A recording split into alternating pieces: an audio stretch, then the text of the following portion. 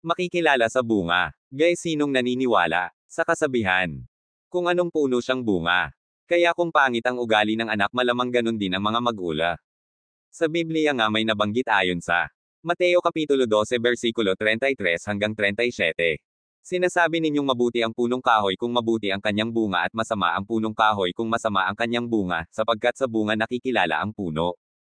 Lahi ng mga ulupong. Paano kayong makakapagsabi ng mabubuting bagay gayong kayo'y masasama?